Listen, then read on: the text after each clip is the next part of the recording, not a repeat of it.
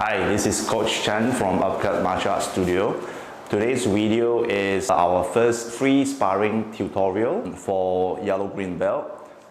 You can see that I'm in gears with my wife here because it's better illustrated when I have a partner to explain the actions. So I'll start off with a basic explanation.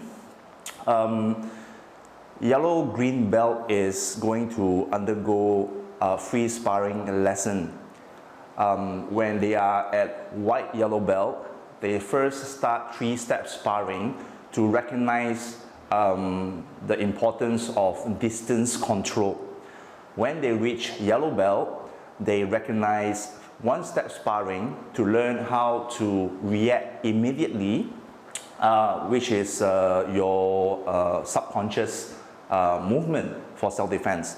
But all three-step sparring and one-step sparring exercises are counter attack effect, not the attacking effect. So when they reach yellow-green belt, they need to learn how to utilize whatever techniques that they have learned and use it in free will. So in free sparring lesson, you're talking about strategy.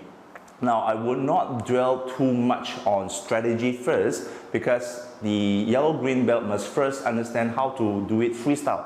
Because if you ask the students who just learn punching walking stand, low block walking stand, and you ask them to do free sparring, they have no idea how to execute it.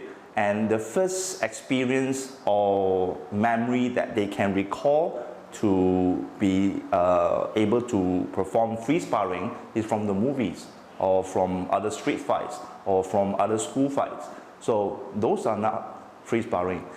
Those are brute fights, brawl. It doesn't represent martial art at all. Martial art takes a lot of training. The longer you train, the calmer you become. And when it comes to free sparring, it's all about reading your opponent's actions and reactions, and based on your own training, you will try to counter everything. That is free sparring. So this exercise is about your basic requirement before you can execute free sparring. So the first one, of course, we have not started warming up and whatnot. In Taekwondo, when you start training, you do punching walking stand. The punching walking stand movements involve leg, body and hand.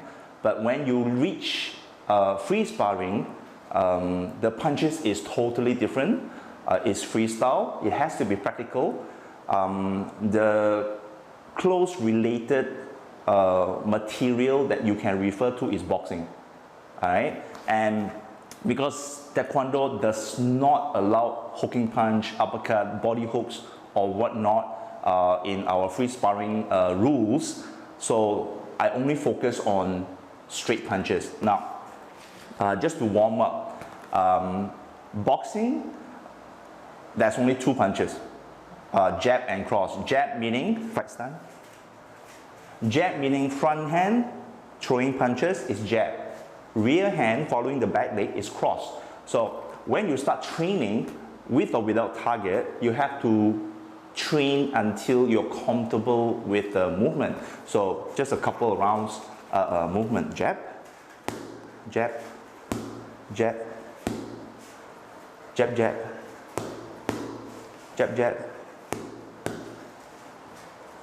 jab, jab, jab,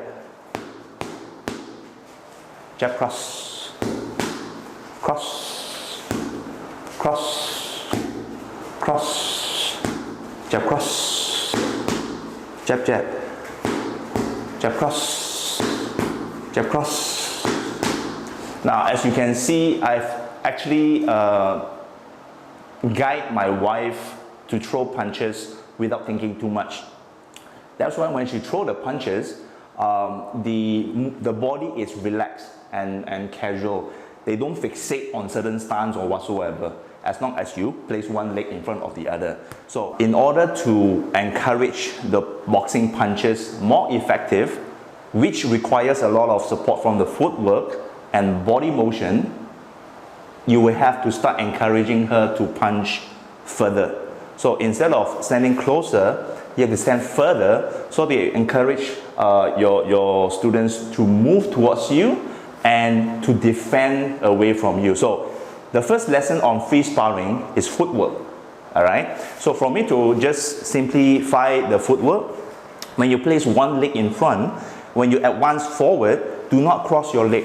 When you cross your leg, this moment, you're the most vulnerable. People can actually take advantage of this and attack you. So the most basic sparring movement is lifting your front leg and push forward with your back leg. So from the side, lift it up, step forward. When you want to move back, lift back, step back. This way, you're always in alert mode, getting ready to respond anytime.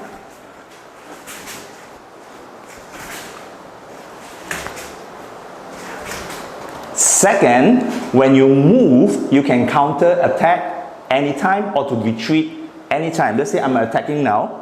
Once I move forward, fight stand.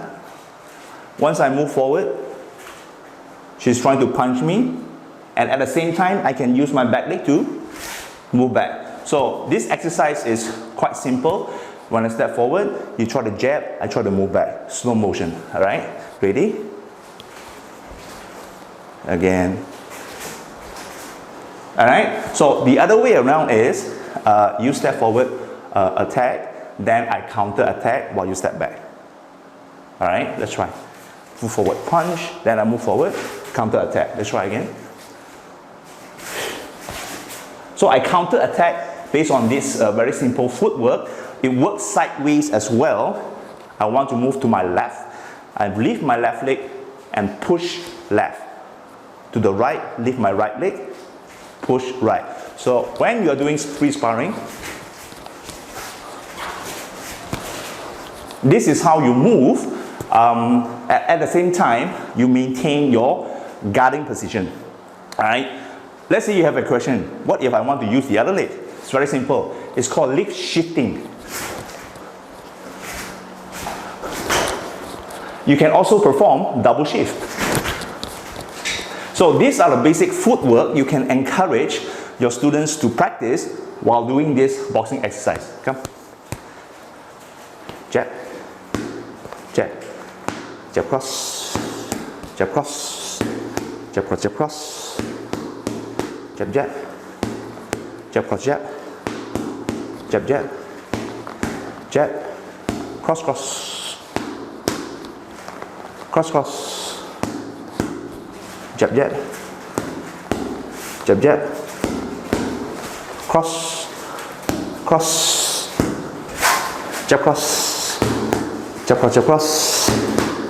I'm moving forward. Slide. Jab. Jab. Jab jab. Jab cross. Jab cross. Jab cross. So I'm going to attack. You're going to use your footwork to either avoiding me back, left or right. You decide. Alright, so relax. Hands up.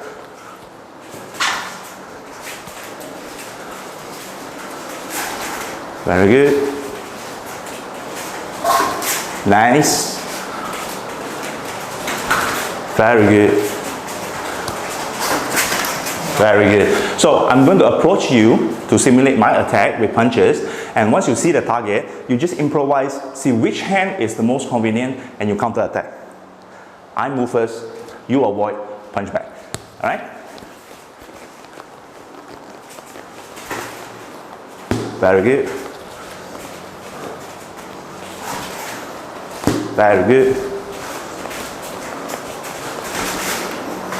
Good job. Good job. So I always start slow while training my students, especially when they do not know the steps well enough. So you take time with them. Then you already train them in the signal.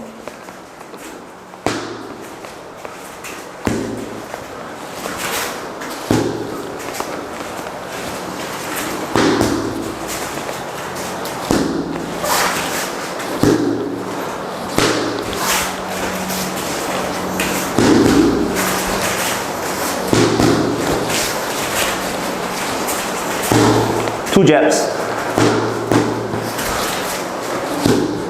And it's just as simple as this. Your student is able to understand the importance of doing distance control in free sparring, and the rest of the technique will come when you train long enough to get that footwork right. Alright, so it's a very short video, but this will be the first video for my free sparring playlist.